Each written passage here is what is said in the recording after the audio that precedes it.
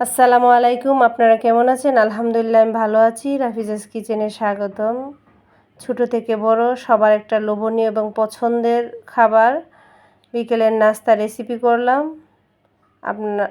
বিশেষ করে বাচ্চাদের অনেকটা পছন্দের বিকেলের নাস্তা। মেইন কোর্সে চলে গেলাম। সিদ্ধ করা 4টা আলু ম্যাশ করে নিয়েছি।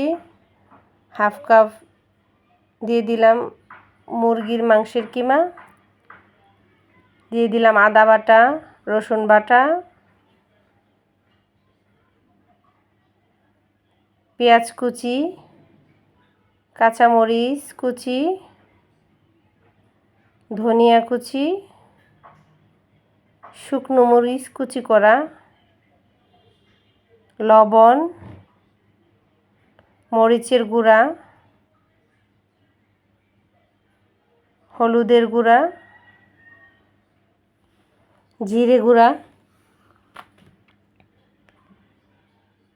চাট মশলা, কাবাব মশলা, সুজি দিয়ে দিলাম, বেসন দিয়ে দিলাম, দিয়ে এটা আমি হাত দিয়ে মাখিয়ে নেব। যে পরিমাণে করবেন সেই পরিমাণে আপনি সব মশলা বা বেসন সুজি দিতে হবে। সুজি ছাড়াও হবে, সুজি দিলেও ভালো হয়, চাউলের গুঁড়া দিয়েও হবে। আমি সুজি দিয়েছি আর বেসন দিয়েছি। ভালো করে আমি হাত দিয়ে এটাকে ম্যাশ করে নেব।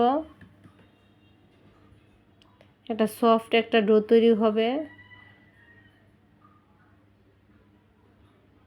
এই তো আমার ডো তৈরি হয়ে গেল।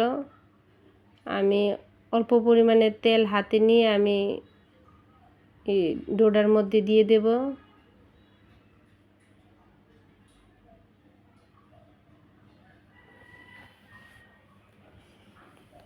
তারপর আমি হাতে একটা ডো নিলাম, একটা যার পরিমাণ মতো আকার মতো দিবেন। আমি ডোনাট আকারে করে নিচ্ছি।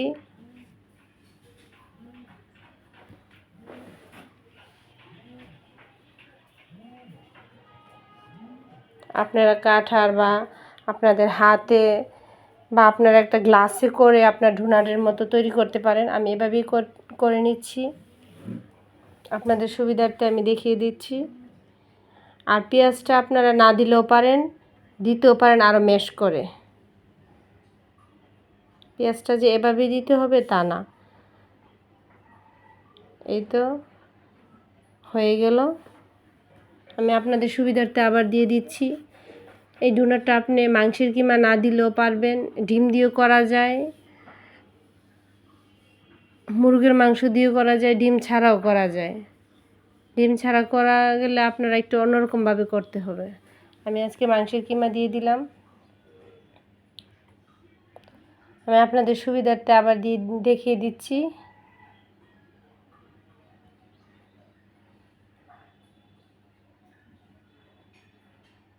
হাতে আপনারা একটু তেল লাগিয়ে নেবেন। আমি তেল লাগিয়ে নিয়েছি।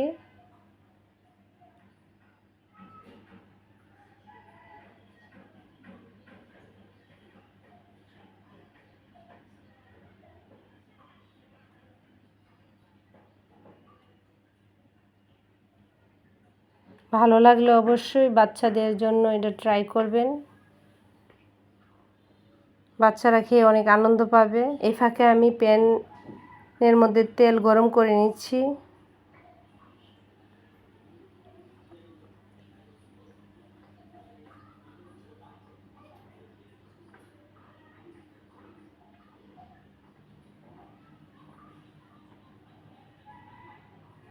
এই তো হয়ে গেল মাংসের ডোনাট।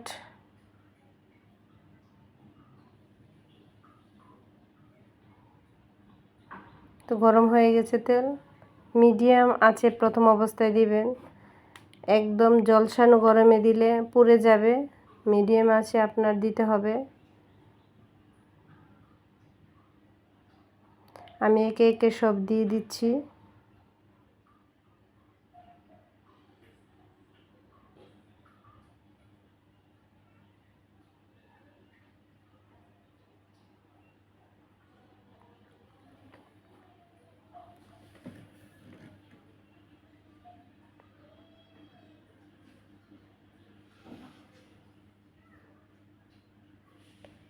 এই তো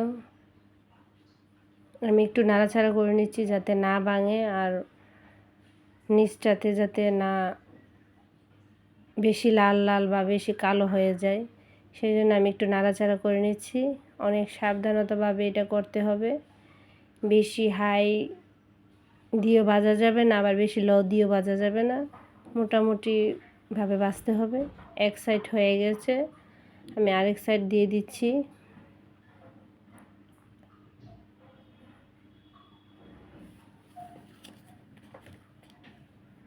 অনেক বাচ্চারা আছে দাঁতে মাংস লেগে যায়, তাদের জন্য একটু আরও কিমাটা আরও একটু মিহি করে নিতে হবে।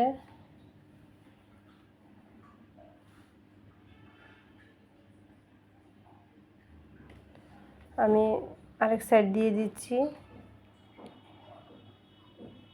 এই তো ব্রাউন কালার হয়ে এসেছে, আমি উঠিয়ে নিচ্ছি।